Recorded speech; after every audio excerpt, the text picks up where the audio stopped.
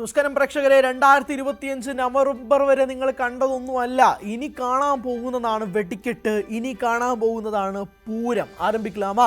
2025 ഡിസംബറിൽ നിങ്ങളെ കാത്തിരിക്കാൻ പോകുന്നത് വലിയ വലിയ വമ്പൻ സിനിമകൾ തന്നെയാണ് കേട്ടോ. കാരണം ഇന്ത്യൻ സിനിമയിൽ മാത്രമല്ല, ഇൻ്റർനാഷണൽ സിനിമകളിൽ പോലും നമ്മളെ കാത്തിരിക്കുന്ന ഏറ്റവും പ്രധാനപ്പെട്ട ഒരു 5-6 സിനിമകളെ പറ്റി ഞാൻ സംസാരിക്കാം.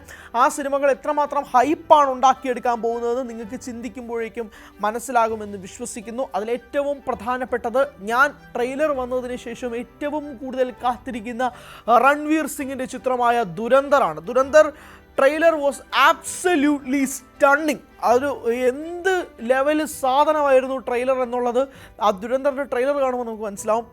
അത് ദുരന്തറിനാണ് ഏറ്റവും കൂടുതൽ ആൻറ്റിസിപ്പേഷൻ എന്ന് ഞാൻ പറയും. ദുരന്തർ കാണാൻ വേണ്ടിയിട്ടുള്ള ഒരു ആഗ്രഹത്തിൻ്റെ പുറത്ത് തന്നെയാണ് പല പ്രേക്ഷകരും മുന്നോട്ട് നിൽക്കുന്നത്. രൺവീറിൻ്റെ പ്രകടനവും റൺവീർ എന്താണ് ഈ സിനിമയിൽ ചെയ്തു വയ്ക്കാൻ പോകുന്നത് എന്നുള്ള ഏറ്റവും പ്രധാനപ്പെട്ട ചോദ്യത്തിൽ തന്നെയാണ് ഈ സിനിമ നിൽക്കുന്നത് എന്നുള്ളതാണ്. അതായത് ദുരന്തർ എന്താണ് തിയേറ്ററിൽ ഒരുക്കി വയ്ക്കാൻ പോകുന്നത് എന്നുള്ളൊരു വലിയ ചോദ്യവും കൂടി നിൽക്കുകയാണ്. ആദിത്യധറിൻ്റെ 2ാമത്തെ സിനിമയാണ് ദുരന്തർ. അതായത് സംവിധാന രംഗത്ത് 2ാമത്തെ സിനിമയാണ്. ആദ്യത്തെ സിനിമ ഉറിയായിരുന്നു. അതിനുശേഷം ദുരന്തർ വരികയാണ്. ഉറി എന്തുമാത്രം ഗംഭീര പടമാണെന്നുള്ളത് നമുക്ക് എല്ലാവർക്കും അറിയാം. അതിനുശേഷമാണ് ദുരന്തറുമായിട്ട് ആദിത്യ എത്തുന്നത്. ആൻഡ് ഇതിൻ്റെ സ്റ്റാർ കാസ്റ്റ് സഞ്ജയ് ദത്ത്, രൺവീർ സിംഗ്, മാധവൻ, അങ്ങനെ തുടങ്ങിയ ഒരു 9 സ്റ്റാർ കാസ്റ്റ് ഉണ്ട്. ട്രെയിലർ അബ്സല്യൂട്ട്ലി ആണ്. നിങ്ങൾ ഇതുവരെ ട്രെയിലർ കണ്ടിട്ടില്ലെങ്കിൽ നിങ്ങൾ ആ ട്രെയിലർ കാണണം. അതൊരു മസ്റ്റ് വാച്ച് ട്രെയിലറാണ്. അതാണ് ബോളിവുഡിൽ നിന്ന് 2025 ഡിസംബറിൽ ഏറ്റവും കൂടുതൽ ആളുകൾ കാത്തിരിക്കുന്ന ഒരു സിനിമ പറയുമെങ്കിൽ അതാണ്. നമുക്ക് ഇൻ്റർനാഷണൽ ലെവലിൽ പോവുകയാണെങ്കിൽ അവതാർ തന്നെയാണ് ഏറ്റവും കൂടുതൽ വെയിറ്റ് ചെയ്യുന്ന ഒരു ഹോളിവുഡ് ചിത്രം. അവതാർ 3 ഡിസംബർ 19 റിലീസിനെത്തുന്നത്. Fire and ash, Avatar fire and ash ആണ്. അത് ഏറ്റവും കൂടുതൽ ആരാധകർ കാത്തിരിക്കുന്ന ഒരു സിനിമ തന്നെയാണെന്ന കാര്യത്തിലും തർക്കമൊന്നുമില്ല. പ്രത്യേകിച്ച് അവതാർ ആൻഡ് അവതാർ 2 അത്രമാത്രം ഓളം ഉണ്ടാക്കുകയും അവതാറിൻ്റെ ഫാൻ ഫോളോയിങ് എന്നുള്ളത് നമ്മൾ പിന്നെ പ്രത്യേകം പറയേണ്ട കാര്യമൊന്നുമില്ലല്ലോ. അവതാർ 2-ന് സമ്മിശ്രമായ പ്രതികരണങ്ങളൊക്കെയാണ് നിന്നത്. എനിക്കും ഭയങ്കരമായൊരു അനുഭവമൊന്നുമല്ല അവതാർ 2-ൽ നിന്നും കിട്ടിയത്. പക്ഷേ 3 വലിയൊരു അനുഭവം ഉണ്ടാകുമെന്ന് ഞാൻ വിശ്വസിക്കുന്നു. അങ്ങനെ ഉണ്ടാകുമെന്ന് ഞാനും ആഗ്രഹിക്കുന്നു. ജെയിംസ് ക്യാമറോണിൻ്റെ പടമാണ്. ഈ വർഷത്തിലെ ഏറ്റവും പ്രധാനപ്പെട്ട ആൻറ്റിസിപ്പേറ്റഡ് മൂവീസിലൊന്നുണ്ടെങ്കിൽ അത് അവതാർ തന്നെയാണ്, യാതൊരു തർക്കവുമില്ല. വേ ഓഫ് വാട്ടറൊക്കെ ശേഷം ഫയർ ആൻഡ് ആഷ് വരുമ്പോഴേക്കും എന്തായിരിക്കാം ഉണ്ടാകാൻ പോകുന്നത്, എന്താണ് ഒരുക്കി വെച്ചിരിക്കുന്നത് എന്നുള്ളതൊക്കെ അറിയാനുള്ള ഒരു വലിയ ആകാംക്ഷ എന്നിലെ പ്രേക്ഷകനുമുണ്ട്. അത് തന്നെയാണ് അവതാറിനെ പറ്റി സംസാരിക്കാനുള്ളത്. പിന്നെ അവതാറിനെ പറ്റി കൂടുതലൊന്നും പറയേണ്ട കാര്യമൊന്നുമില്ലല്ലോ. അത് അനുഭവിച്ചറിയേണ്ട ഒരു സിനിമാറ്റിക് അനുഭവമാണ്. ഐമാക്സിലൊക്കെ പ്രത്യേകിച്ച് കാണാൻ കഴിയുന്നവരാണ് നിങ്ങളെങ്കിൽ ഐമാക്സിൽ തന്നെ പ്രിഫർ ചെയ്യും for that movie to be watched. അത് കാണുക, ഐമാക്സിൽ തന്നെ അനുഭവിച്ചറിയേണ്ട ഒരു വിസ്മയം തന്നെയായിരിക്കും എന്ന കാര്യത്തിലും തർക്കമൊന്നുമില്ല. തമിഴിൽ നിന്ന് വരുന്ന മറ്റൊരു പ്രധാനപ്പെട്ട ചിത്രം എന്ന് പറയുന്നത് നളൻ കുമാരസ്വാമിയുടെ സിനിമയായ വാ വാത്തിയാരാണ്. വാ വാത്തിയാർ കാർത്തിയാണ് പ്രധാന വേഷത്തിലെത്തുന്നത്. സന്തോഷ് നാരായണൻ്റെ മ്യൂസിക്കിലാണ്. കാർത്തി ചിത്രമായ വാ വാത്തിയാർക്ക് വേണ്ടിയിട്ട് ഒരു വലിയ എക്സ്പെക്റ്റേഷൻ തന്നെയാണ് നിൽക്കുന്നത് എന്നുള്ള കാര്യം കൂടെ പറയാമല്ലോ. കാരണം അതിന് ഏറ്റവും പ്രധാനപ്പെട്ട കാരണം നളൻ കുമാരസ്വാമി എന്ന സംവിധായകൻ തന്നെയാണ്. സൂതുകാവും പോലൊരു സിനിമയൊക്കെ ചെയ്തു തന്ന നളൻ കുമാരസ്വാമിയെ അങ്ങനെ ഒരു രീതിയിലേക്ക് കാണുക, അല്ലെങ്കിൽ അദ്ദേഹത്തിൻ്റെ പുതിയ സിനിമ വീക്ഷിക്കുക, ആ വാത്തിയാരെ കാണുക എന്നുള്ള രീതിയിൽ ഒരു വലിയ ഒരു സന്തോഷം ഒരു കോളിവുഡിൽ നിന്ന് ഒരു കാർത്തി പടം, അത് തന്നെയാണ് എക്സ്പെക്റ്റേഷൻ. ആൻഡ് അതിനകത്ത് നളൻ കുമാരസ്വാമിയുടെ ഫ്ലേവേഴ്സും കൂടി ആഡ് ചെയ്യുമ്പോഴേക്കും എന്താണ് അതിനകത്ത് വരിക, പ്രത്യേകിച്ച് സന്തോഷ് നാരായണൻ്റെ മ്യൂസിക്കലും കൂടിയാണ്. അത് എന്തായിരിക്കും തിയേറ്ററിൽ ഡിമാൻഡ് ചെയ്യാൻ പോകുന്നത് എന്നുള്ളതാണ് ഏറ്റവും കൂടുതൽ ഉറ്റുനോക്കുന്നത്. And yes, we come to another Kollywood film which is love insurance company. Pradeep രംഗനാഥൻ്റെ സിനിമയാണ്. ഡ്യൂഡും ലവ് ടുഡേയും ഡ്രാഗണും ഒക്കെ തന്ന് 3 പടങ്ങൾ അടുപ്പിച്ച് 100 കോടി നേടിയ പ്രദീപ് രംഗനാഥൻ്റെ അടുത്ത സിനിമ love insurance company, directed by Vignesh Shivan.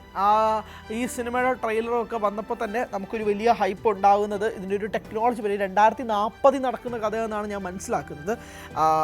2040 ഒരു ഫ്യൂച്ചർ കഥയാണ്. അപ്പോൾ ആ ഫ്യൂച്ചർ കഥയിൽ എന്താണ് അവർ ഒരുക്കി വെച്ചിരിക്കുന്നത്, പ്രദീപ് എന്താണ് ചെയ്യാൻ ഉദ്ദേശിക്കുന്നത്, അല്ലെങ്കിൽ എന്തായിരിക്കും ഈ പടത്തിലെ ഒരു പ്രധാന ഹുക്ക് പോയിന്റ് എന്നതൊക്കെ അറിയാനുള്ളൊരു വലിയ ആഗ്രഹത്തിൽ തന്നെയാണ് നിൽക്കുന്നത്. പ്രത്യേകിച്ച് ഇതിൻ്റെ സിനിമയുടെ റിലീസ് ഡേറ്റൊക്കെ നേരത്തെ പ്രഖ്യാപിച്ചതിന് ശേഷം പിന്നീട് മാറ്റുന്നൊരു സാഹചര്യമൊക്കെ ഉണ്ടായി.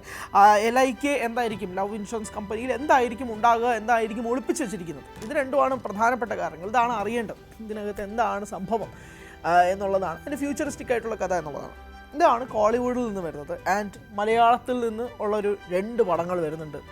ഏറ്റവും കൂടുതൽ ഹൈപ്പിൽ കാത്തിരിക്കുന്ന പ്രേക്ഷകർ ഒന്നടങ്കം അക്ഷമരായി വെയിറ്റ് ചെയ്യുന്ന 2 സിനിമകൾ.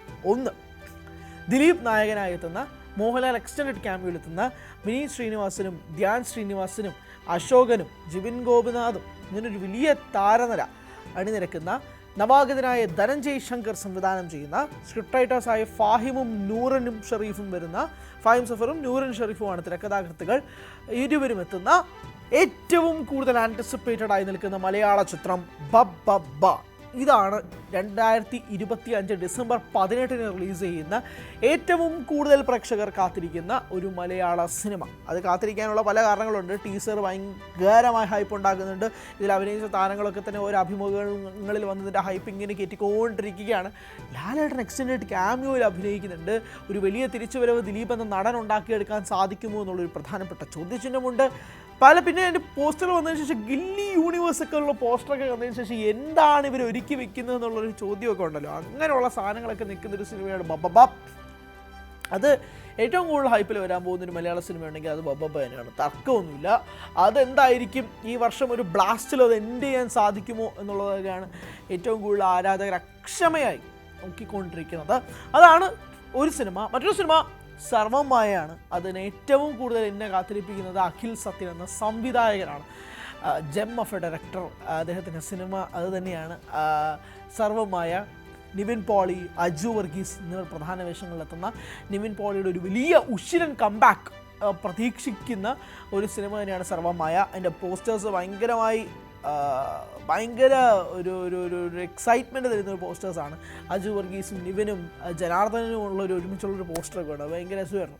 അപ്പോൾ അങ്ങനെ ഒരു പടവും കൂടി വരുന്നുണ്ട്. സംവിധായകനായ സത്യൻ അന്തിക്കാട്, അതായത് അഖിൽ സത്യൻ്റെ പിതാവായ സത്യൻ അന്തിക്കാട് തന്നെ പറഞ്ഞത് അതിൻ്റെ സ്റ്റോറി ലൈൻ ഭയങ്കര രസമാണ് എന്നുള്ളതാണ്.